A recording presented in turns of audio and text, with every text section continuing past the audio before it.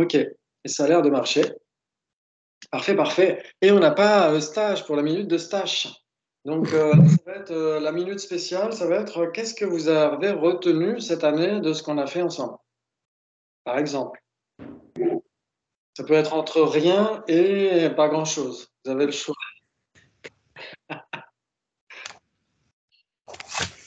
Voilà. Alors, Il y a beaucoup de choses, mais qu'est-ce qu'on avait c'est fait? pas simple à résumer comme ça. Oui. Euh, Des choses qui vous viennent, de quoi est-ce qu'on a parlé, qu'est-ce qui vous a marqué, sur quoi on pourrait plus insister l'année prochaine. Les euh, subtilités entre les différentes écoles par rapport au non-soi. oui, Et c'était bien casse-tête. oui, oui, oui, tout à Et fait. surtout dans les termes employés où je les trouve. Des fois, j'ai du mal à suivre, quoi. Oui, oui, donc ça c'est très Après, important. ouais, et sur toutes ces notions qui, en fin de compte, enfin, sur tout ce qu'on pense comme des vérités vraies et qui sont souvent des illusions. Mhm. Oui, tout à fait. Très bien, ça, ouais, c'est un point important en effet, ça, ces difficultés, ces subtilités d'une école à l'autre, tout à fait, ouais. Quoi d'autre? Je sais pas. L'apparence et la réalité, c'est un peu ça. Oui, oui, tout à fait. C'est ce que dit Laurence un peu là. Ce qui apparaît, puis la réalité, en fait, la vacuité, quoi. Mhm. Le réel, c'est la vacuité, puis ce qui nous apparaît. Oui, tout à fait, Hein. exactement. Et puis l'impermanence de tout phénomène qui est composé. Oui, C'est tout à fait. s'en rendre compte dans la vie de tous les jours, même quand on traverse le pire, on sait que ça ne va pas durer. Et en effet, le temps nous prouve que ça ne dure pas, quoi. Tout s'effiloche, tout part. Et il y a autre chose qui se remet en place. Ça, Mhm. c'est incroyable. Oui, très important aussi, tout à fait. Ouais. Ouais. Et puis, la permanence encore est à l'œuvre parce que c'est la dernière session de l'année. Après, pour l'année prochaine, je pense pas reprendre en janvier. Parce qu'en janvier, je vais être débordé, je vais avoir beaucoup de choses à faire. Mais De faire le sapin. alors, j'ai cette chance-là que c'est pas qu'il fait ici à Nalanda, donc c'est pas moi qui vais le défaire non plus. Moi, ce serait que moi, pour le défaire, le sapin, je lâche les 9 chats qu'on a ici. Et c'est eux qui le défont. Euh, et puis oui, reprendre peut-être après, une fois qu'on a terminé la session de débat, parce que la session le mois de débat, ça va être assez intense pour moi. Donc, je préfère garder de l'énergie, parce que souvent quand je suis fatigué, soit je bafouille, soit ce que je raconte c'est débile, soit j'ai des exemples complètement débiles, etc. Donc on se rend compte quand je suis fatigué, je bafouille, je fais des lapsus, etc. Je raconte n'importe quoi. Donc je préfère garder de l'énergie pour au moins essayer de faire en sorte que ça tienne la route. Donc je pense que ça reprendra au mois de février, ouais, les dimanches soirs et puis même les vendredis. Les vendredis, on aura largement de quoi faire avec les débats de toute façon, ici à Nalanda. Donc c'est pareil, les vendredis matins, ça reprendra par la suite. Après, je ne sais pas encore l'horaire parce qu'on aura des classes avec Vener Geshe Gansen, on aura des classes. Donc je vous tiendrai au courant de toute façon. Ouais, mais juste pour vous dire que au mois de janvier, c'est relax. Et donc, vous avez largement le temps de terminer le livre, de le lire 3 fois. Et, et peut-être qu'on devrait, avec un peu de chance, terminer le livre pour l'été, peut-être. Ouais. Et puis, ouais, on verra en fonction de s'il y a des points, bien sûr, qui vous branchent plus. C'est important aussi que ces classes sont faites pour vous, en fait, hein, avant tout. Hein. C'est pas pour moi, pour parler des bouquins que j'aime, etc. C'est surtout pour que vous puissiez en retirer quelque chose. Et donc, il y a des points très importants dans cette méditation sur les 4 établissements de l'attention en particulier. Il y a par rapport aux réfutations de certaines vues, par rapport à une cause créatrice unique, etc. la vacuité de l'esprit. Enfin, il y a des trucs passionnants. Et ça a l'air de passionner Coton, ce qui nous a rejoint. Et il y a aussi karma et causalité. Enfin, il y a beaucoup de choses dans ces pages qui viennent, qui sont très importantes. Donc, on prendra le temps qu'il faudra. Après, si ça dépasse sur septembre et octobre, c'est pas très grave. Et puis après, on verra sur ce qui peut vous intéresser, sur d'autres livres. Moi, je pensais par exemple à transformer son esprit de sa sainteté ou à d'autres livres, enfin, ou vivre la méditation au quotidien de sa sainteté, qui est un super bouquin. Enfin voilà, j'essaierai de faire des propositions, puis on verra ensuite. Ok. Et ce qui est peut-être important de retenir de ce qu'on a fait là, c'est que on est dans le Lamrim. Ouais. Le Lamrim, c'est les étapes de la voie vers l'éveil. Ouais, ça vous parle? Ok. Et j'ai cru lire quelque part que quand on est uniquement dans l'attitude supérieure, donc dans le Mahayana, c'est plus qu'un Lamrim, c'est un Tenrim en tibétain. Donc c'est un mot spécifique pour parler du Mahayana au sein du Lamrim. Et donc ce livre de Shantideva, qui est vraiment exceptionnel, ce poème, si ça vous intéresse de lire d'autres commentaires de d'autres chapitres, il y a par exemple Comme un éclair déchire la nuit de Sa Sainteté Dalai Lama, qui commente super bien le début du texte de Shantideva. C'est très intéressant. Moi, c'est l'un des premiers livres que j'ai lus. C'est quoi le titre? Comme un éclair? Ouais, Comme un éclair déchire la nuit. Comme un éclair déchire la nuit. C'est un commentaire de Sa Sainteté des premiers chapitres, en fait, sauf le 8 et 9, ou sauf le 9 et 10, je ne sais plus. Et c'est très bien. Franchement, donc comme ça vous donne aussi l'autre aspect de ce poème de Shantideva, parce que là, on est vraiment dans l'aspect profond, dans la vacuité. Donc c'est pour ça qu'il y a beaucoup d'aspects techniques, bien sûr. Mais, c'est important d'avoir une vision générale de l'Amrim et de savoir comment est-ce qu'on peut utiliser tout ça dans notre quotidien, ouais. Parce que parfois, ça a l'air un peu technico-technique. Donc parfois, on a du mal à l'appliquer au quotidien. Mais par exemple, voilà, quand on a des galères, etc., comment est-ce qu'on peut appliquer la vacuité au quotidien quand on a une galère, par exemple, ouais. Quand on a une galère, on se dit, on a l'impression, hein, cette galère apparaît comme existant en soi. Elle apparaît comme si c'était une galère en soi, de son propre côté, ouais, de manière purement objective, etc. Et en fait, c'est une galère parce qu'on la prend pour une galère, ouais. C'est une tuile parce qu'on la prend comme une tuile, ouais. Mais si on essaie de... Oui. Oui. Il faut trouver un lien de dépendance. Oui. Oui. Justement, moi, je me posais la question, justement, dans la vie quotidienne, quand ça nous arrive, la première chose qui nous arrive, parce que là, ce qu'on essaye de voir aussi, c'est comment le faire dans notre vie quotidienne, quoi. C'est les émotions. Et c'est vrai que je pense que quand on commence à se penser de se poser la question, tiens, j'ai une émotion. Bon, il s'est passé un fait, il y a un contexte, il y a un événement, mais j'ai une émotion. Je ressens mon émotion. Qu'est-ce que je ressens? Ça me fait mal, etc. Alors, on parle beaucoup de l'émotion de la colère, hein, mais moi, ces derniers temps, je trouve que la peur est encore pire que la colère. La peur, c'est ça. Mais après, quand on se penche vraiment sur son émotion, qu'on l'accepte, de la ressentir et tout, on voit qu'elle s'effiloche déjà un peu. Oui.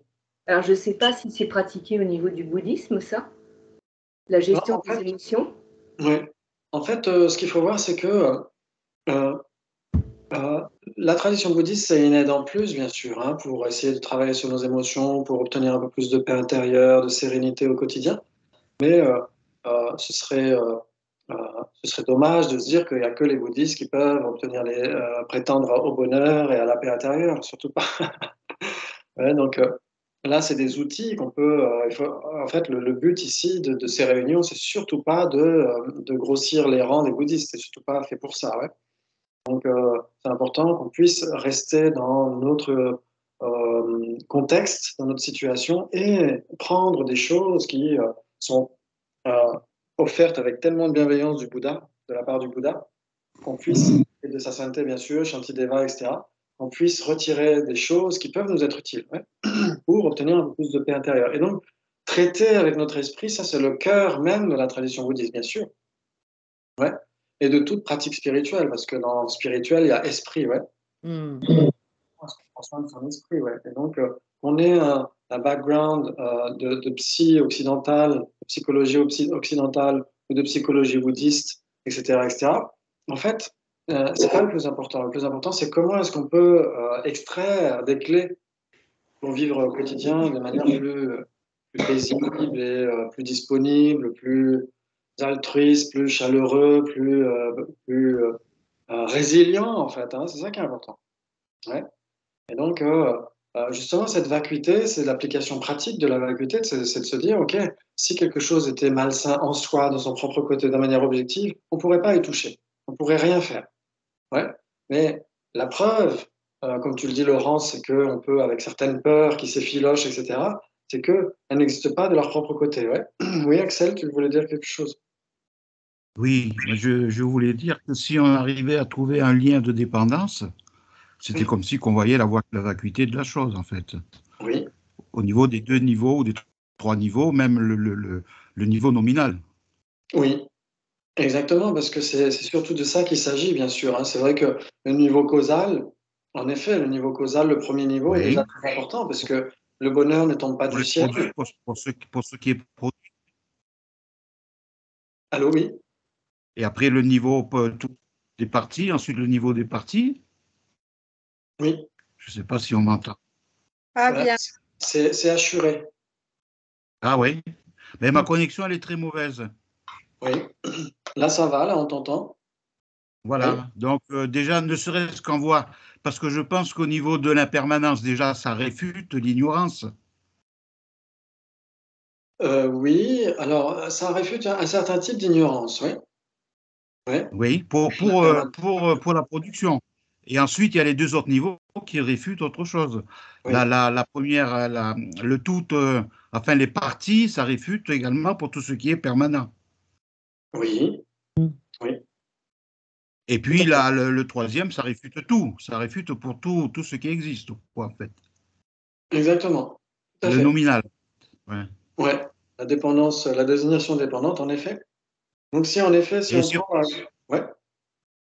et si on en trouve un, eh ben c'est bon, c'est on voit je dis pas qu'on réalise la vacuité, mais si on en voit un, lien de dépendance, on voit la vacuité, en fait, de la Oui, chose, de l'événement, du phénomène. exactement.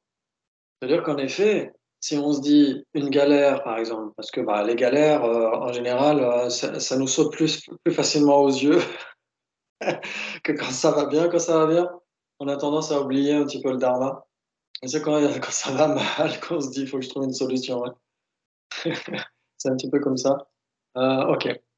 Euh, OK. Et donc, en effet, si on se dit, par exemple, on prend une galère, un problème, une difficulté, quelle qu'elle soit, euh, est-ce que c'est permanent ou pas? Non, c'est pas permanent. Donc, c'est impermanent. C'est impermanent. Pourquoi? Parce que c'est produit. Ouais, parce que ça dépend de causes et conditions.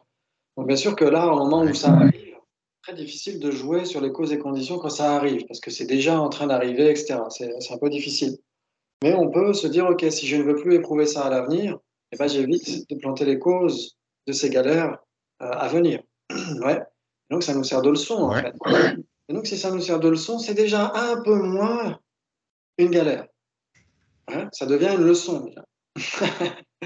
Et donc, c'est déjà bon à prendre. Alors qu'une galère, c'est pas bon à prendre. Une galère, personne n'en veut. Tout le monde veut fuir cela. Ouais. Alors que si on commence à se dire, OK, c'est pas une galère de son propre côté, pourquoi? Parce que je peux apprendre de cela. Là, on se tourne déjà vers une solution. On se dit, OK, je vais déjà m'abstenir de planter les causes des galères autant que je peux, sans être irréaliste par rapport à nos conduites au quotidien, etc. Mais au moins se dire, autant que je peux, je vais m'abstenir de planter les causes de ces galères-là et je vais plutôt planter les causes des situations plaisantes. Ouais. Et donc, de ce point de vue-là, ça devient déjà. Ouais, c'est plus léger, c'est une galère allégée, comme, comme du yaourt allégé, c'est une galère allégée. C'est une galère light. Et donc, c'est un petit peu moins une galère. On se dit, voilà, c'est une galère, mais ça me sert de leçon. Ouais. Et puis après, on essaie d'analyser un petit peu plus en profondeur et se dire, OK, c'est comment je vois les choses en réalité. Hein. C'est une perspective. Ouais. Cette histoire des 2 occidentales qui sont en Népal, pas loin du monastère de Mathurekar, quand il en parle dans Plaidoyer pour le bonheur. Et donc, il pleut comme vache qui pisse, comme on dit. et il y a de la boue partout, il y a des flaques d'eau, etc. Et il y en a une qui ronchonne parce que sa mise en pli, tout ça, et ses bottes, elles sont complètement pleines de boue, etc. Et 5 minutes après, il y en a une qui passe et qui sifflote et qui sautille au-dessus des flaques, etc., qui prend ça comme un jeu. C'est exactement la même situation, mais 2 regards différents. Ouais. On voit les aspects pratico-pratiques de la vacuité. Donc ici, c'était une galère en soi, de son propre côté, tout le monde devrait trouver ça comme étant une galère, de son propre côté, de manière purement objective. Ouais. Et ce n'est pas une galère de son propre côté. On peut apprendre à transformer sa perspective. Ouais. Mais ça prend du temps. C'est ce que disait Eustache la dernière fois. Elle disait ça prend du temps. Bah oui, ça prend du temps. C'est ce que dit sa sainteté d'ailleurs dans les pages qui suivent là. Hein. Quand on est au passage partager les souffrances des autres, etc. Et après, il y a une approche pas à pas. Et ben c'est exactement ça, une approche pas à pas. Ouais. Donc, on peut pas espérer trop d'un seul coup, ouais, parce que on n'est pas, voilà, on n'a peut-être pas les empreintes qu'il faut, on n'est peut-être pas arrivé au seuil de l'éveil, etc. Donc, on a encore des galères, etc. Et donc, dans ce cas-là, il faut en tenir compte, il faut tenir compte de nos limites, les accepter et travailler avec. Mais principalement, si on essaye de voir que ça, c'est un exemple, la galère, etc., la tuile, etc. C'est un exemple, bien sûr. Et donc, en réalité, c'est comment est-ce qu'on apprend à traiter avec nos émotions. Ouais, comme tu disais, Laurence, c'est le cœur même de n'importe quelle pratique spirituelle, et bien sûr, c'est le cœur même du bouddhisme. C'est ce que dit Shantideva, ceux qui connaissent ce grand secret de la transformation de l'esprit, ouais, sont plus heureux, etc., sont des sages, etc. Ceux qui connaissent ce grand secret de la transformation de l'esprit. Donc c'est génial quand on a un background de psychologie occidentale et ensuite un background de psychologie bouddhiste, là c'est le top. Moi, j'ai pas le background de psychologie occidentale, donc je suis un peu amputé d'une certaine manière, je suis un peu handicapé par rapport à ça. Mais la psychologie bouddhiste est extrêmement profonde et extrêmement vaste en fait, hein, donc elle peut nous aider à nous en sortir. Ouais. Et donc d'essayer de voir, ok, une affliction c'est quoi? Une émotion saine c'est quoi? Une émotion malsaine c'est quoi? Ouais. Qu'est-ce qu'on ressent quand on a une émotion saine? Qu'est-ce qu'on ressent quand on a une émotion malsaine? Ouais. Parce qu'une émotion malsaine n'engendre pas nécessairement une sensation désagréable. Ouais. Par exemple, là, il va y avoir, c'est la période du chocolat, comme on disait l'autre jour. C'est la période du chocolat et tout, alors il y en a partout, là. Hein. Vous allez au supermarché, il y en a partout. Et donc, on est cerné. Et donc, avec cet attachement qu'on peut avoir pour ça ou pour autre chose, hein, pour plein de choses. On peut avoir de l'attachement, et avec l'attachement, il y a quoi? Il n'y a pas de sensation déplaisante, il y a une sensation plaisante. Ouais. Donc, c'est pas parce qu'il y a une sensation plaisante que c'est nécessairement une émotion saine, et c'est pas parce qu'on a une émotion malsaine que c'est nécessairement accompagné de sensations déplaisantes. Ouais. Donc, on apprend à être plus raffiné dans notre approche de l'esprit, de la psychologie bouddhiste, des différents niveaux d'esprit, différents types de conscience, de cognition, etc. On essaie d'être un peu plus raffiné par rapport à ça et de se dire, OK, il y a des distinctions à faire. Ouais, ouais, ça vous parle? OK. Et donc, ça devrait être... oui, Rachel, t'as ouvert ton micro, tu veux dire quelque chose? Je veux juste dire oui. Je ne peux pas parler plus, c'est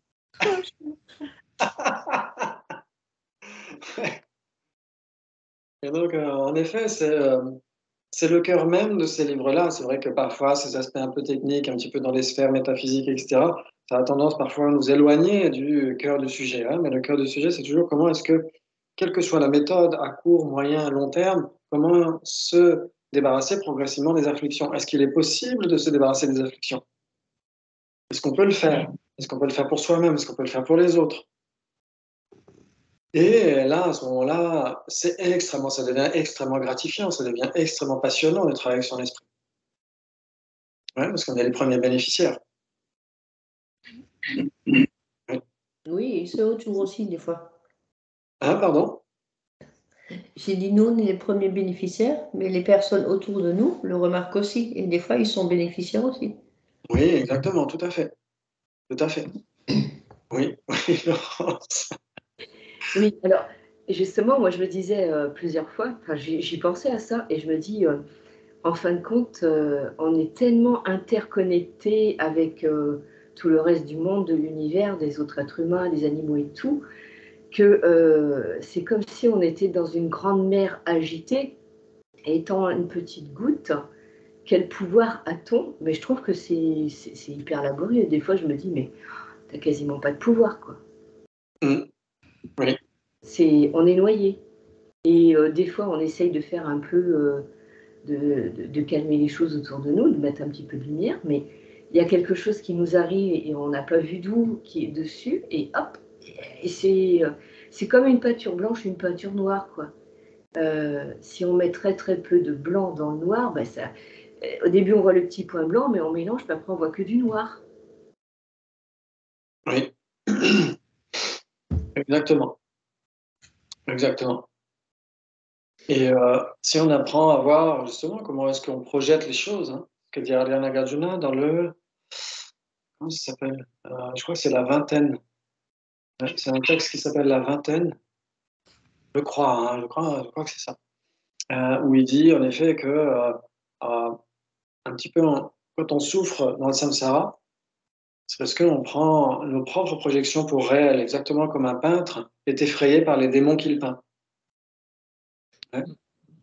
Et donc, si on apprend au moins ça, on se dit, OK, on n'a pas beaucoup de pouvoir en effet, parce qu'on est encore des êtres ordinaires. Enfin, moi, je suis un être ordinaire, ou j'en sais rien. Mais dans ce cas-là, dans ma situation, on est extrêmement limité. On ne va pas faire grand-chose. On peut essayer de faire attention à ce qu'on consomme, on peut faire attention à pas à aller dans un excès ni dans l'autre, ouais, d'essayer de trouver le juste milieu dans beaucoup de choses, dans la façon dont on consomme, la façon dont on essaie d'extraire de l'information par-ci par-là pour essayer de faire attention à la façon de se conduire dans ce monde, etc. Mais ça va pas très loin en fait, hein. Et donc, si on n'a pas ce pouvoir-là de changer le monde à l'extérieur, par contre, on a un pouvoir immense sur la façon dont on perçoit les choses. Ouais, c'est ce que dit Venerable Geshe Damdul. Il dit qu'en effet, les problèmes à l'extérieur, c'est comme une hydre. Ouais, vous coupez une tête, il y en a deux. Vous coupez deux têtes, il y en a 8. Vous coupez huit têtes, il y en a 1000, etc., etc.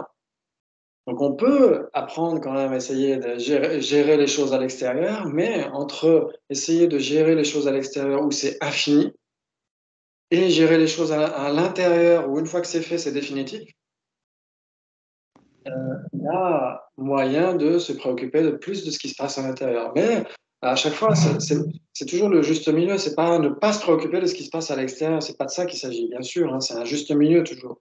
Mais c'est d'essayer de voir le ratio entre qu'est-ce que je fais pour l'extérieur, travailler dans une asso, aider les gens, essayer de prôner les comportements prosociaux, etc., etc., ce qui est très bien.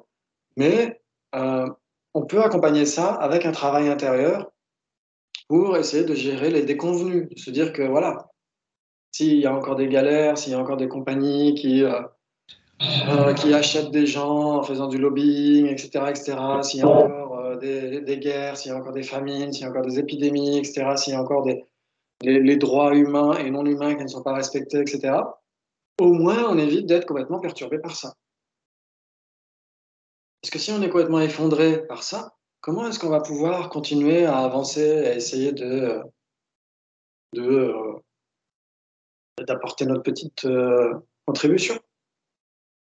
Ouais. C'est-à-dire qu'on peut en effet essayer de faire comme on peut à l'extérieur, mais à l'intérieur, on a beaucoup plus de marge de manœuvre. Beaucoup plus. Ouais, ça vous parle? Et donc Moi, là, depuis que j'ai rencontré le bouddhisme, ben, je souffre beaucoup moins, mais vraiment beaucoup moins. ouais, Déjà, j'ai eu l'impression d'intégrer un groupe, euh, voir des gens qui avaient qui pensaient comme moi, qui avaient des valeurs, qui avaient une humanité Et je me suis aperçue que le spirituel, je le cherchais, quoi, ça me manquait vraiment. Et rien que ça fait beaucoup de bien. Le plus se sentir tout seul dans son rêve d'humanité Mm. Oui. et moi je pense que faut ressentir aussi ce que tout ce que cela nous apporte, comment on est allégé aussi. Pas simplement tendre vers, quelque chose qui est, qui est loin peut-être. Pas être dans la tension de l'effort. D'ailleurs quand on parle de méditation, je crois que, il pour bien méditer, il faut pas être dans l'effort. Donc Oui. Oui, il faut le juste milieu entre l'effort et la détente. Ouais. mmh, C'est comme dans toute chose, c'est comme cette corde de guitare qui doit être pas trop tendue et pas trop relâchée non plus, ouais, qui doit sonner juste. de toute façon, dès qu'il y a tension, il y a douleur. Mm. Il doit y avoir intention, mais pas tension. C'est vrai. Oui, tout à fait. Et c'est vrai que normalement, si on trouve la bonne méthode, si on trouve le bon support de méditation, la bonne méthode de méditation, ou la bonne pratique, tout simplement, hein, pour aller mieux au quotidien, en général, on est en accord avec sa nature foncière, donc en général, c'est extrêmement gratifiant, on est plutôt satisfait. Pas, c'est pas lutter contre une nature foncièrement mauvaise, etc. C'est au contraire essayer de nourrir plutôt des pensées saines, des attitudes saines, etc. Et de laisser les attitudes malsaines mourir de faim toutes seules, en fait. Ils ont tendance à revenir vite fait quand même, donc Oui, faut les avoir à l'œil. oui, oui, c'est ça, hein, c'est une vigilance au quotidien, observer son atmosphère intérieure. Et, euh, et en effet, on peut à chaque fois, grâce à cette vigilance, essayer de replacer notre attitude dans ce qu'on dans ce qu'on trouve comme étant juste. Ouais. C'est-à-dire plus tourné vers les autres, un peu plus tourné vers les autres, un peu plus compréhensif vis-à-vis de soi-même, attentif, compatissant, etc., vis-à-vis de soi-même et vis-à-vis des autres. Et dans ce cas-là, oui, c'est un facteur de bonheur incroyable, la compassion. Oui. Ouais. C'est pour ça que sa sainteté en parle, dans partager la souffrance des autres. Donc, si vous voulez, on peut voir un petit peu ce qu'il dit. Je crois qu'il y avait des choses qu'on avait déjà vues. Oui, on a fait la distinction entre pitié et compassion, non? On en avait parlé déjà, non? Ouais. Oui, ok, très bien. Ok. Et puis après, il avait parlé à la page d'après, où il y a une grande différence entre la douleur et la souffrance que nous éprouvons naturellement, et qui font partie de notre propre samsara, en fait, et celle que nous éprouvons quand nous partageons volontairement la souffrance des autres. Ouais, là, il y a une immense différence, ouais. Mhm. Parce que c'est vrai que parfois, on pourrait avoir tendance à se dire, on a déjà des problèmes, donc pourquoi se rajouter des problèmes moraux alors qu'on a déjà des problèmes? Donc pourquoi penser aux autres et pourquoi se tourner vers les autres et, et appréhender ou envisager leurs problèmes? Parce que, comme dit sa sainteté, ça offre un grand équilibre intérieur, en fait, hein. Il dit, nous n'avons pas de contrôle sur ce que nous vivons. En ce qui concerne les autres, il est possible que l'équilibre de notre esprit soit légèrement perturbé, mais ce choix fait volontairement, dans un but spécifique, produit sur lui un effet particulier, donc sur notre esprit. Nous ne nous retrouvons pas submergés par la douleur et la souffrance. Ouais. Au lieu d'un fardeau torturant, nous éprouvons un sentiment de joie, de confiance, né de notre force. Alors ça, c'est vraiment magnifique. Parce que, en effet, quand dans les milieux prosociaux, quand il y a des burn-out émotionnels, c'est parce que les personnes s'arrêtent à l'empathie, ouais, à l'empathie qui se transforme en détresse empathique et qui finit en burn-out émotionnel. Ouais. Et là, c'est tout le contraire avec la compassion. Avec la compassion, il y a un sentiment d'inconfort au début, bien sûr, parce qu'on remarque la souffrance de l'autre, c'est l'empathie. Mais la compassion, c'est accompagner l'autre, c'est déjà se tourner vers un élan, vers qu'est-ce que je peux faire pour cette personne, ne serait-ce que mentalement. On peut ne pas nécessairement donner un lit chaud à un SDF, etc., mais on peut déjà visualiser ça. Même si on n'a pas le pouvoir de le faire, on peut déjà visualiser ça. C'est déjà énorme. Ça évite la détresse empathique. Ouais. C'est déjà un acte mental. C'est déjà énorme. Même si c'est pas un acte réel dans le quotidien, etc., c'est déjà se tourner vers une solution, vers une aspiration. Et donc, Alors, forcément. faire ça, personnellement, si je ne pouvais pas faire ça, je crois que je ne pourrais plus bosser. Hein.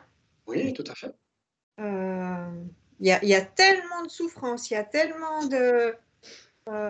si je ne pouvais pas faire ça, ouais, mentalement, imaginer, les imaginer libérés plus tard, mais je ne tiendrai pas. Oui, oui, tout Je à fait. tiendrai pas. Exactement. Et beaucoup ne tiennent pas à cause de ça, ouais, à cause du manque de ce que toi tu as. Ouais. Il y a beaucoup de gens qui font de burn-out, qui travaillent comme assistance dans le social, etc., qui travaillent dans les milieux médicaux, etc. Et il y a beaucoup de gens, ou dans les milieux enseignants, etc., etc. Donc il y a beaucoup, beaucoup de burn-out, justement, parce que il y a pas cette projection vers la solution. Ouais, tout à fait. Je coupe à chaque fois que ça fasse le bruit du tracteur.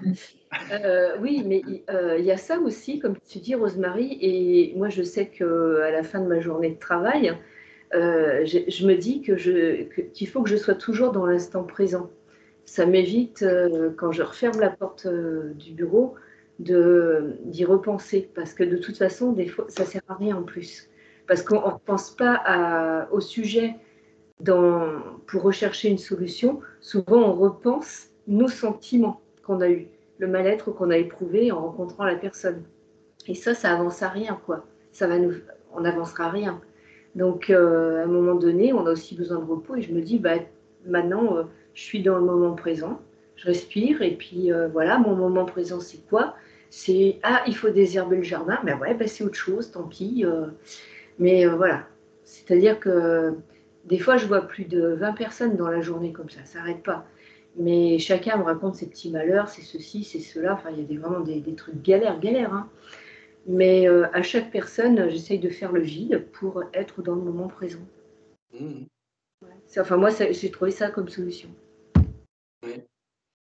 Ça peut beaucoup soulager parce que si on voit une personne et que peut-être qu'on a plaqué quelque chose sur cette personne, etc., intérieurement, et se dire qu'on est dans l'instant présent et que c'est à chaque fois nouveau, la personne, elle change de toute façon, elle évolue, etc. Et si on plaque un truc sur cette personne, de toute façon, ça va pas correspondre à la réalité parce qu'elle aura changé, elle aura évolué dans sa vie, etc. Ouais. Donc d'être dans l'instant présent, ça peut être une bonne façon d'éviter de plaquer comment dire, des surimpositions, des projections sur les gens, etc., qui ne correspondent que très rarement à leur situation. Ouais. Oui, tout le monde lève la main ce soir. Pourquoi? Qu'est-ce qui se passe? Oui, Axel? Non, t'as pas levé la main? Ok. Il a son micro. Ouais. Ton micro fermé. Oui, je dirais que chacun, en fait, vit dans son monde. Oui. On vit pas dans le monde, on vit dans son monde à soi, en fait. Mmh. Et on projette tout notre monde, on le projette sur les autres, alors que c'est pas du tout la réalité, en fait, quoi. Ouais, exactement. Oui.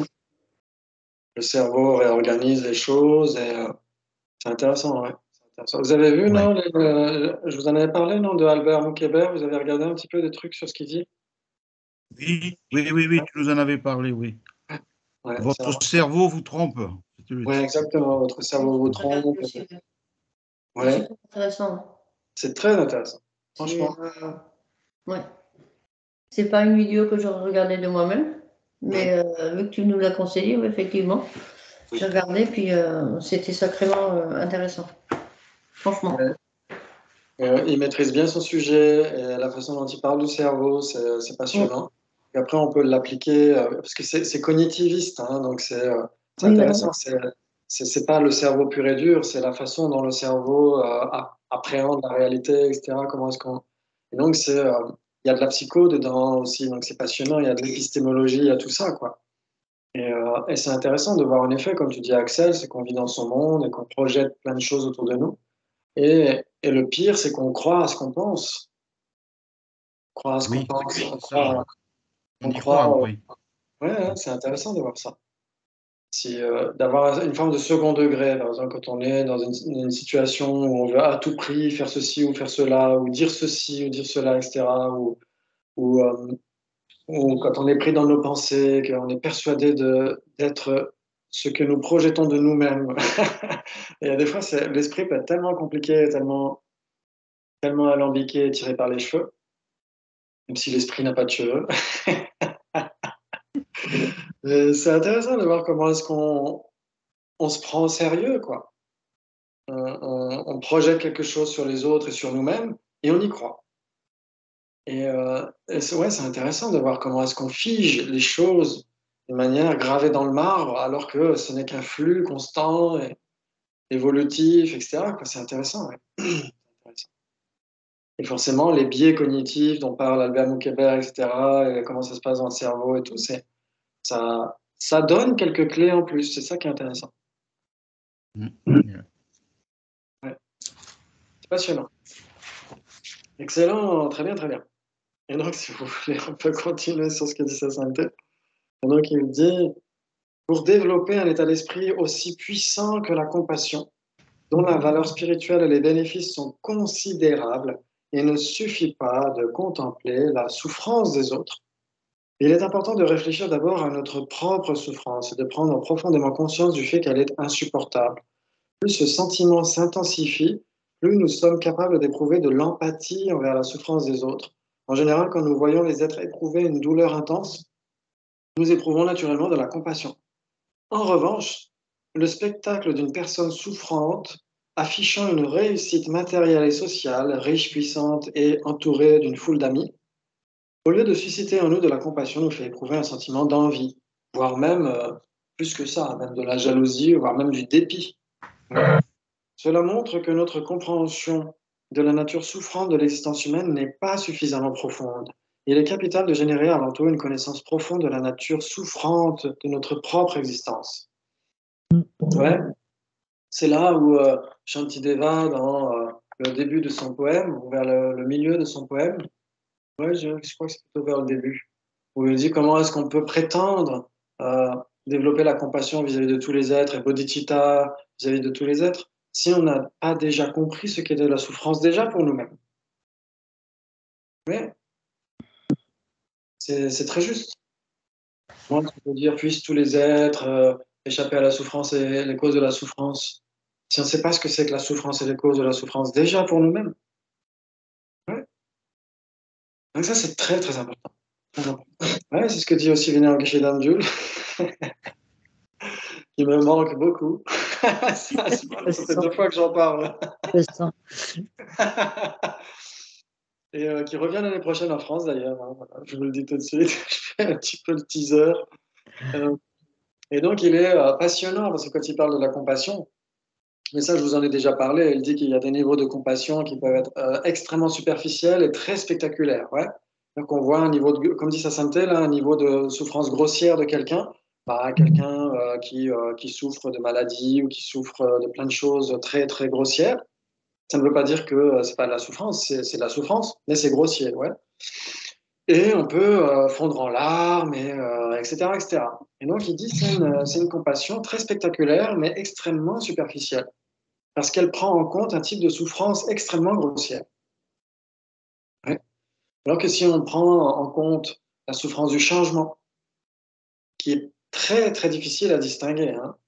Quand j'interviens dans des groupes d'études bouddhistes, etc., et quand je pose cette question, c'est quoi la souffrance du changement?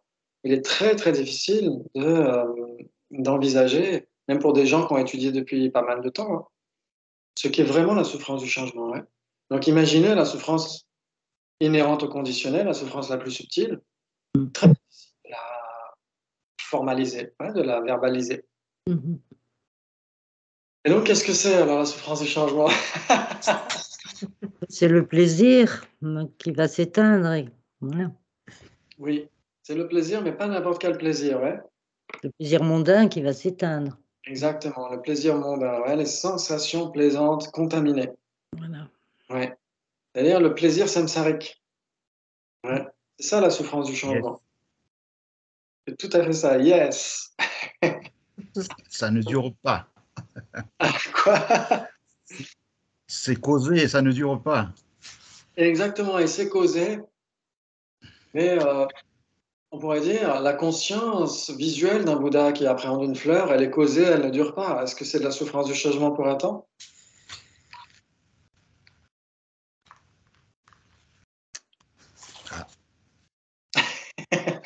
Donc en fait, pourquoi est-ce qu'un plaisir contaminé, c'est de la souffrance? Parce que c'est causé, oui, causé par quoi? Par attachement. Oui, par les afflictions et par le karma, ouais. Karma et affliction, ouais. Caca. Karma et affliction, caca, exactement. Karma et klesha, caca. Et donc si c'est créé par caca, eh ben, c'est nécessairement de la souffrance. Donc c'est Ce sont les extrêmement radical, ouais. Du point de vue bouddhiste, du point de vue du Bouddha, c'est extrêmement radical ce qu'est la souffrance, ouais. Donc ça ne veut pas dire ne plus avoir de plaisir, ne pas voir sa famille à Noël, etc. Parfois, des fois, c'est la souffrance grossière. Mais ça ne veut pas dire arrêter d'aller au Cinoche, surtout qu'Avatar 2 est sorti, etc., etc. Donc, ça ne veut pas dire ne pas manger de glace à la fraise, etc., etc. Ok. Ça veut dire ne pas confondre plaisir et bonheur. Ne plus confondre plaisir et bonheur. Ouais. C'est ça que ça veut dire. Ouais. Chercher une forme de renoncement par rapport à ce qu'est le plaisir contaminé, ouais, qui est de la souffrance, qui est l'appât. Ouais, c'est l'appât. C'est ce que dit Venerable Geshe Damdul. Ouais, 3, il va falloir compter, compter la fois où je le cite. Et donc, où il dit, c'est the bait en anglais. The bait, c'est l'appât. Ouais, on met un appât pour pêcher un poisson. Et ben, le plaisir contaminé, c'est notre appât à nous. C'est de voir cette prison comme Disneyland. Qui a envie de sortir de Disneyland? Moi. À part Laurence. Il faudrait déjà avoir envie d'y rentrer. J'y suis jamais allée. Alors là, c'est un exemple très basique, Disneyland. Mais imaginez votre Disneyland à vous, qui correspond à vos projections à vous, qui correspond à votre plaisir à vous. Imaginez pour, pour Rosemary le pays des chevaux et des animaux. Les chevaux, c'est déjà fini. Il y a les chiens, les chats, mais Et imaginons que ce soit le pays où tu peux voir les chevaux tous les jours, pas une fois par semaine comme Laurence, mais tous les jours, etc., etc. Donc, un Disneyland qui correspond à nos projections à nous. Ouais. Par exemple, moi, un Disneyland où j'aurais enfin le temps de lire un bouquin, où je pourrais me balader en forêt avec des jardins magnifiques, etc., etc. Et avec beaucoup de chocolat, etc., etc. Et beaucoup de biscuits, avec des maisons faites en biscuits, etc. Donc imaginons notre Disneyland à nous, en fait, hein, parce que Disneyland, en effet, ça ne plaît pas à tout le monde. Mais notre samsara, nous, on l'adore. Chacun adore son samsara, non? Chaque être ordinaire adore son samsara. Sauf quand le samsara commence à montrer son vrai visage, ouais. Quand il y a les souffrances extrêmement grossières, etc. Là, dans ce cas-là, oui, on se dit, ah ouais, finalement, je vais peut-être partir sur une île déserte, etc., je vais tout plaquer. Il y a des fois, on a une forme de j'en ai marre, qui n'est pas le renoncement, c'est j'en ai marre des souffrances grossières. Mais est-ce que les animaux ont développé le renoncement? Non, et pourtant, ils ont renoncé aux souffrances grossières. Il n'y a pas besoin d'être bouddhiste pour ça. Ouais. Pas besoin d'avoir une vie spirituelle pour ça. Donc c'est là où on fait la distinction. En effet, chacun adore son samsara. Pourquoi? À cause de bait, à cause de l'appât, à cause des appâts. Ouais, les sensations plaisantes qui nous piègent dans le samsara. Elles n'attendent que ça. Oui, mais je veux dire, alors, on comprend que, voilà, il y a les souffrances du samsara. Mais d'un autre côté, on est bien obligé d'être là. Donc, voilà, maintenant qu'on y est, je veux dire, qu'est-ce qu'on en fait?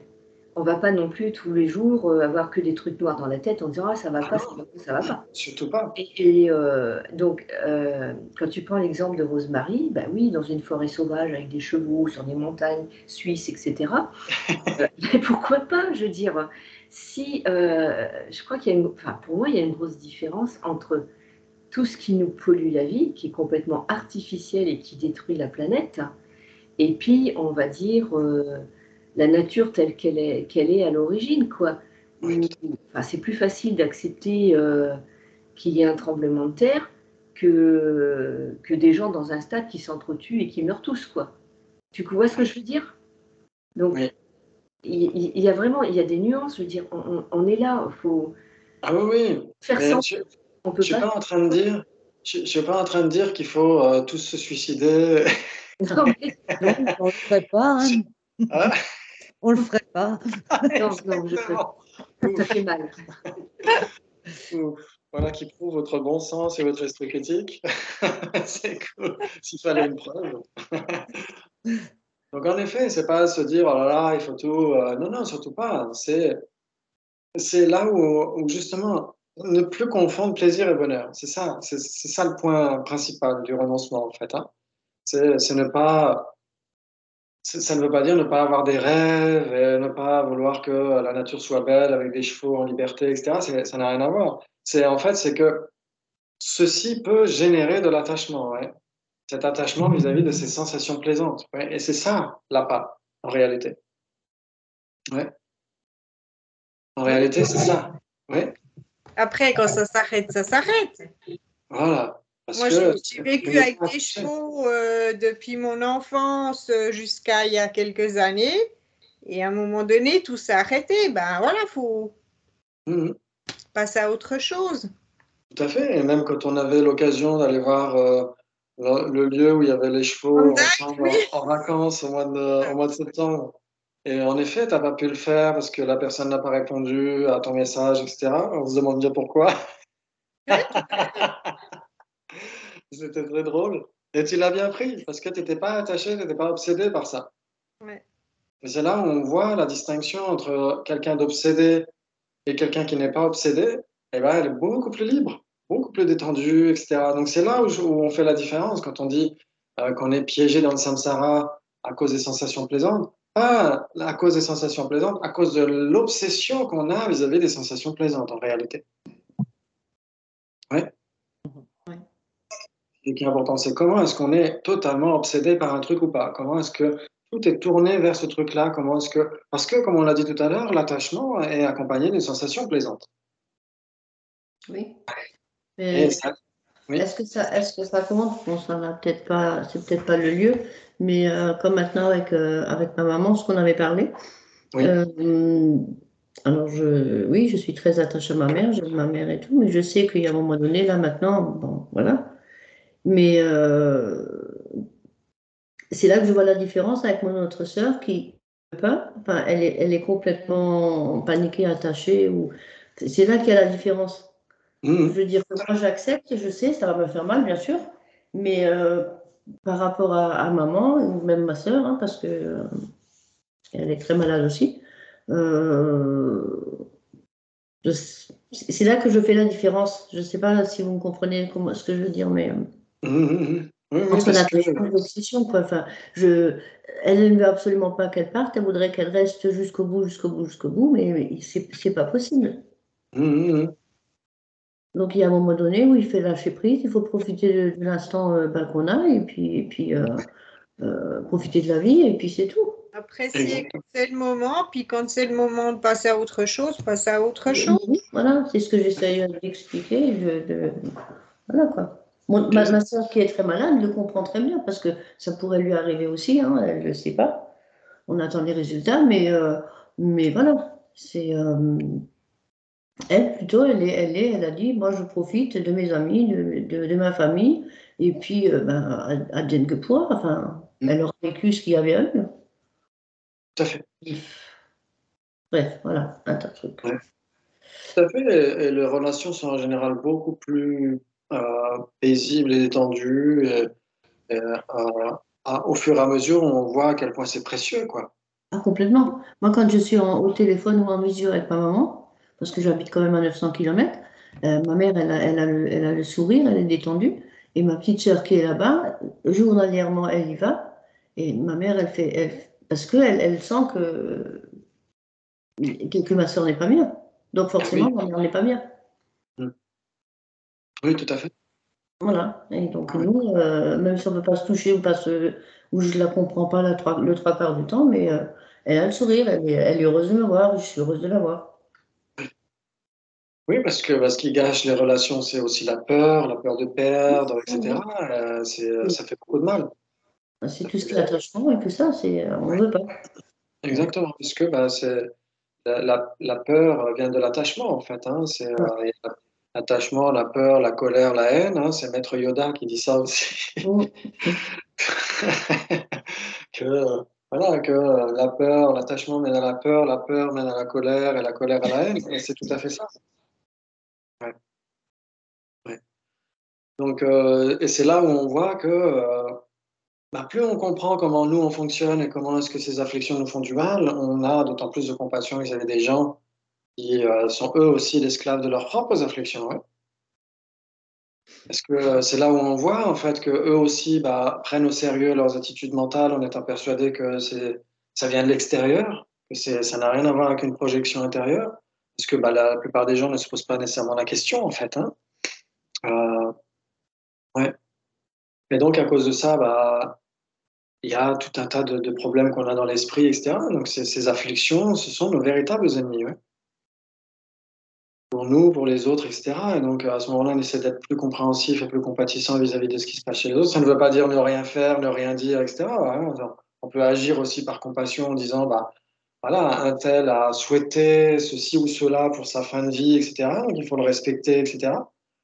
Et, mais après, si les gens continuent d'être bouffés par leurs afflictions, qu'est-ce qu'on peut faire à part être compatissant? Ah non, on peut rien faire. Hein. Ouais. Parce que je sais que ma sœur, elle souffre, donc de toute façon, Oui. elle souffre tout autant que ma mère, hein, parce que, bon, voilà, Tout à on n'est fait. pas dans le même centre. Mais, alors, je suis très compatissante avec ma sœur, hein, je ne peux pas lui en vouloir, mais là, pour elle, maintenant, je ne sais pas, je l'écoute et je fais, enfin, on ne peut pas faire plus, hein, de toute façon. Exactement. Tout à fait. Tout à fait. Voilà. Donc c'est comme ça qu'on apprend de ces situations-là, on essaie de grandir intérieurement, on essaie d'être réaliste aussi, hein, d'être en accord avec la réalité, hein, pas uniquement la vacuité, donc la réalité ultime, mais aussi d'être en accord avec la réalité conventionnelle où en effet il y a nos limites, il y a ce qu'on peut faire, ce qu'on peut pas faire, il y a ce qu'on peut gérer et pas gérer, et d'essayer de le prendre comme ça vient de toute façon, parce que on peut pas tout gérer. Non. Pas tout gérer, hein, hélas. Si c'était possible. Quoi? Je dis hélas. Oui, hélas. Parce que, et même si on pouvait tout gérer, imagine deux personnes qui veulent gérer, il y en a un qui veut que l'Argentine gagne et l'autre qui veut que ce soit la France qui gagne. Ah, pile, hein, 22h. 22h, ça y est, il est jugé. L'heure fatidique. L'heure fatidique, oui.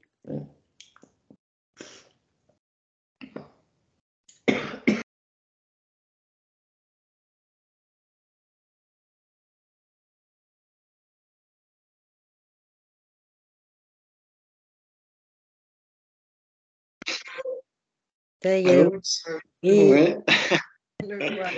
Oui, ouais, Rosemary, tu disais en effet que, heureusement, oui, on peut pas tout gérer. Ouais. Non, hélas. Tu disais hélas. Non, d'abord, Ok. je dis hélas, parce que je pense à la journée que j'ai passée, et puis, mais en fait, non. Je reviens sur ce que j'ai dit, non, c'est mieux de ne pas pouvoir. Ouais. Ouais. Et puis voilà, c'est un fait, c'est une réalité. Même les Bouddhas ne sont pas omnipotents. Donc, imaginons ce qui se passe chez nous, c'est encore plus difficile. Donc, Voilà, si on en tient compte et qu'on se dit, voilà, ça fait partie de nos limites, et en même temps, c'est aussi une forme d'humilité. C'est très sain, l'humilité aussi. Hein. C'est-à-dire que voilà, on ne peut pas tout faire, on ne peut pas tout gérer. On peut déjà apprendre à gérer nos attitudes intérieures, et puis si ça peut transpirer ou se refléter sur ce qui se passe autour de nous, si ça peut déteindre un petit peu sur l'extérieur, tant mieux. Mais après, à part ça, voilà, on va faire grand-chose. Mais on fait déjà quelque chose, c'est ça qui est intéressant. C'est que c'est pas comme la détresse empathique, c'est déjà faire quelque chose, on fait déjà quelque chose pour se transformer. Et donc ça, c'est vraiment, c'est une approche pas à pas, comme dit Sainte. C'est une approche pas à pas. Et il dit donc, les souffrances évidentes ne doivent pas être les seules à être considérées comme pénibles et indésirables. Nous devons considérer de la même façon la souffrance du changement et plus encore la souffrance omniprésente du conditionnement. Donc on a parlé de la souffrance du changement, et donc ça, vous le savez par cœur.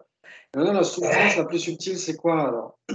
C'est les sensations neutres qu'on repère pas, qu'on est en plein dedans. Voilà.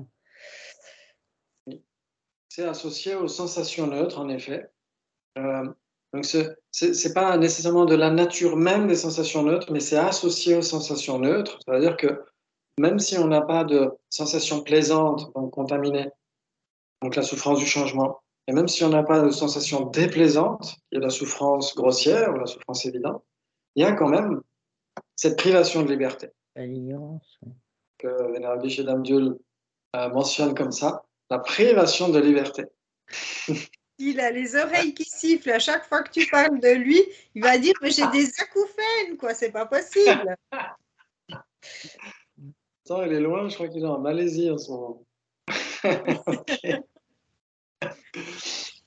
Et donc, en effet, c'est ça, cette privation de liberté. Et Sainte en parle bien aussi. Il dit, surtout quand il commente le Lamso Namso, les trois aspects principaux de la voie, où la Tsongkhapa parle justement de la souffrance des êtres qui sont pris dans cette nasse d'acier de l'ignorance, de la saisie du soi, etc., enténébrés par l'ignorance, et pris dans la nasse d'acier de cette saisie du soi. Et en effet, c'est ça, c'est qu'on a des œillères, c'est qu'on prend la réalité, qu'on projette à l'extérieur comme étant une réalité purement objective. C'est comme si on était en train de rêver, en étant persuadé que ce qu'on rêve, c'est la réalité. Même si c'est un rêve neutre, en fait. Ça veut dire que souvent, il prend cet exemple, justement, Guichet d'Amdiul. Il prend cet exemple-là où il va falloir que je l'embauche pour qu'il me remplace, pour donner les cours. Et, moi, je ne ferai que le traduire, en fait. Ok. Donc, il dit, par exemple, vous êtes dans un rêve et ce rêve se transforme en cauchemar. Vous avez un monstre qui vous court après, etc. Ensuite, la deuxième séquence du rêve, c'est que vous avez votre maître qui vient et lance un mantra et paf, le monstre disparaît. Donc, vous êtes soulagé. Ouais. Mais, donc, il y a au début la souffrance grossière, ensuite la souffrance du changement. Donc, le soulagement, mais c'est un soulagement contaminé. Et ensuite, un rêve neutre. Ouais. Alors, vous êtes assis par terre et voilà, vous regardez dans le ciel, vous regardez les nuages qui passent, etc. C'est un truc à peu près neutre. Voilà. Et donc, on n'a pas de sensation déplaisante, on n'a pas de sensation plaisante contaminée, mais on a des sensations neutres, ouais, comme dit Dominique. Et ces sensations neutres, elles sont associées à cette confusion fondamentale. Ça veut dire qu'on ne sait pas qu'on est en train de rêver. On prend les apparences pour la réalité. Ouais. Et donc, forcément, on est piégé par cette ignorance-là, et donc on n'a aucun contrôle sur notre esprit, on n'a aucun contrôle sur ce qui se passe dans notre rêve. Et donc, on n'arrive pas à se réveiller. Pourquoi? Parce que on prend les apparences pour la réalité. C'est la corde et le serpent. Oui, c'est exactement, c'est la corde et le serpent. Donc, on est persuadé qu'il y a un serpent en lieu et place de la corde. On est persuadé que ce rêve, entre guillemets, qu'est le samsara, c'est pas vraiment un rêve, mais c'est semblable au rêve. Mais nous, on le prend pour la réalité pure et dure. Ouais. Et on y croit. Et on y croit. Et donc, on est privé de liberté parce que on croit à tout ce qui se passe, à tout ce que projette notre esprit, en étant persuadé que ça a une réalité objective pure et dure. Ouais. On est persuadé du contraire de ce que disait Spinoza, ouais. Quand il dit on n'aime pas les fleurs parce qu'elles sont belles parce qu'on les aime. Ouais. Et nous, on a l'impression que c'est le contraire. On a l'impression qu'on les aime parce qu'elles sont belles. Ouais. Et donc, c'est ça notre ignorance fondamentale, c'est ça cette privation fondamentale de liberté, et c'est ça l'ignorance fondamentale et la souffrance la plus subtile. Ouais. Donc, quand on prend en compte cette souffrance-là, déjà pour nous-mêmes, c'est là où on va développer vraiment le renoncement. Donc, comme dit sa sainteté, c'est en dépendance de notre compréhension de la vacuité. On va développer le renoncement parce qu'on aura compris l'attitude, enfin la réalité qui est à l'opposé de ce que saisit notre ignorance. Ouais. Et donc, c'est pourquoi sa sainteté dit ça dans son poème adressé aux 17 pandits de Nalanda quand il dit Shi, etc., etc. Quand il dit c'est sur la base de cette compréhension des deux vérités qu'on peut comprendre les 4 nobles vérités qui expliquent comment on entre et comment on sort du samsara. Comment on entre dans ce rêve qui nous donne des apparences totalement illusoires, et comment on s'en extrait, comment on se réveille du sommeil de l'ignorance grâce à la sagesse de la vacuité. Ouais. Donc là, dans ce cas-là, on va développer un vrai renoncement, c'est-à-dire la libération est possible. On peut se débarrasser, on peut se réveiller du rêve de l'ignorance, on peut arrêter d'être totalement piégé par les apparences. Ouais. Et donc dans ce cas-là, on peut se dire, bah, je peux aspirer à cette libération puisqu'elle est possible. Donc c'est grâce à cette compréhension de la vacuité. Et ensuite, si on l'applique vis-à-vis de tous les autres êtres, eux aussi, leur esprit est vide, leur samsara est vide. Ce ne sont pas des êtres ordinaires en soi, de manière purement objective. Ils peuvent se réveiller. Et donc, notre aspiration à les aider est d'autant plus démultipliée, parce qu'on sait qu'il y a une solution. Ouais. Et donc, ça aussi, c'est grâce à la vacuité. Donc, c'est vraiment des applications de la vacuité, où la vacuité, ça explique tout. Ça explique tout. Comment on peut entrer dans le samsara à cause de la confusion, à cause de l'ignorance qui saisit un soi, là où il n'y a jamais eu de soi inhérent. Et comment on peut se réveiller de ce sommeil de l'ignorance en réalisant la vacuité. Ouais. Et si en plus on ajoute à ça la compassion et bodhicitta, à ce moment-là, on peut le faire pour le bien de tous les êtres. Et éliminer tous les voiles. Et aider tous les êtres à éliminer tous les voiles. Ouais, parce qu'on a le vaste et le profond qui sont intimement liés. Et après, on peut pratiquer les tantras, parce qu'on peut pratiquer cette déité magnifique, splendide et rayonnante, pure et parfaite, qui se manifeste pour le bien de tous les êtres sans exception, et dont la nature même est la sagesse de la vacuité. Et donc, à nouveau, le vaste et le profond. Et là, c'est magnifique. Et donc, et notre compassion est la plus profonde qui puisse exister. Ouais. Et donc, si on comprend que les êtres souffrent dans le même rêve hallucinatoire que nous, et donc à ce moment-là, notre compassion est très profonde parce qu'elle prend en compte leur souffrance la plus subtile, pas uniquement les souffrances grossières, mais leur souffrance la plus subtile. Et donc, notre compassion, même si elle n'est pas nécessairement spectaculaire, même si on n'a pas nécessairement les larmes aux yeux, malgré tout, notre compassion est la plus profonde qui puisse exister. Et la plus impartiale, puisqu'elle s'adresse vis-à-vis de tous les êtres. Ouais. Donc, si on a cette sagesse de la vacuité à l'esprit, on se dit, OK, tous les êtres souffrent à cause de cette ignorance fondamentale, cette nasse d'acier dans laquelle ils sont pris. Et ils pourraient s'en libérer. Il suffirait de. C'est comme si vous voyez autour de vous des gens qui sont pris dans un cauchemar en train de hurler. Mais c'est un cauchemar. Donc, il suffirait juste de les réveiller. Donc, vous avez nécessairement envie de les réveiller de leur cauchemar. Vous ne pouvez pas supporter de les entendre hurler dans leur cauchemar. Donc, nécessairement, vous allez avoir un élan de compassion, sachant qu'en plus, ils peuvent se réveiller. Si c'était une fatalité, leur cauchemar, on aurait envie de les soulager, mais on sait que bon, c'est pas possible. Par contre, si on sait qu'ils peuvent se réveiller, se débarrasser de leur souffrance, de leur hurlement, on a d'autant plus l'élan de chercher à les réveiller, non? Oui. Et donc, si on a cette sagesse de la vacuité à l'esprit et qu'on se dit, OK, tous les êtres peuvent se réveiller du sommeil de l'ignorance, forcément, notre compassion est démultipliée. Ouais, d'où cette fameuse strophe que sa sainteté a mentionnée précédemment, là, de Arya Nagarjuna, sur le Bodhicitta Vivarana. D'ailleurs, sa sainteté va le commenter dans pas longtemps. Fin décembre à Bodh Gaya, elle va commenter le Bodhicitta Vivarana de Arya Nagarjuna. Et cette fameuse strophe 73 qui dit Deta Tompani Dini, Nejobai Gomjena, etc. Si le yogi médite sur cette vacuité, il ne fait aucun doute qu'il va avoir de l'attachement vis-à-vis du bien des êtres, donc de l'attachement entre guillemets, c'est-à-dire qu'il va s'atteler à développer la compassion vis-à-vis de tous les êtres, hein, parce qu'il aura à l'esprit cette sagesse de la vacuité, sachant que les êtres peuvent se réveiller de l'ignorance. Ouais, ça vous parle? Et donc, cette compassion est démultipliée. Ça veut dire que plus la personne développe la sagesse de la vacuité, plus elle va développer bodhicitta. Plus elle va développer bodhicitta, plus les voiles dans son esprit vont se désépaissir et plus elle aura la possibilité d'avoir un esprit clair qui va réaliser la vacuité. Et donc, c'est un cercle vertueux. Ouais. Donc, c'est le bon sens uni au bon cœur. Et, tant qu'à faire, uni à la bonne humeur. Parce qu'on est d'autant plus heureux, c'est extrêmement gratifiant de pratiquer ce type d'attitude. Et donc, ça pourrait être un très bon résumé de ces sessions qu'on a eues cette année, le bon sens uni au bon cœur et à la bonne humeur. Et donc, c'était magnifique. Ouais. Moi, j'ai vraiment admiré vos participations à ces classes, à ces cours, à ces grosses discussions. J'ai trouvé extrêmement persévérant, même des fois où c'était compliqué avec le Chitta Matra, etc., avec les différentes écoles philosophiques. Et vous vous êtes accrochés et c'est extrêmement admirable. Pour moi, je trouve ça, c'est ce qui me motive à continuer de parler du Dharma, c'est quand je vois des gens comme vous qui êtes extrêmement persévérants, extrêmement lucides, extrêmement compatissants, extrêmement prosociaux. Et donc, c'est des mérites immenses qu'on a cultivés au cours de cette année. Et donc, on peut les dédier à la longue vie des grands maîtres comme Sassane Dalai Lama et tous nos enseignants respectifs et divers et variés, comme Vénérable Geshe Genzen, Vénérable Geshe Damdul, etc., Vénérable Geshe Losel, etc.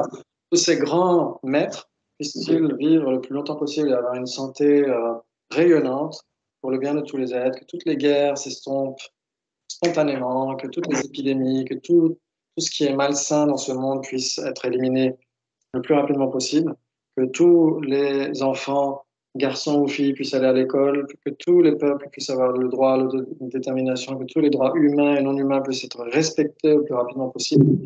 Et vous pouvez dédier vos propres dédicaces pour les personnes autour de vous, pour vos voisins, les personnes qui ont éprouvé des situations terribles, etc.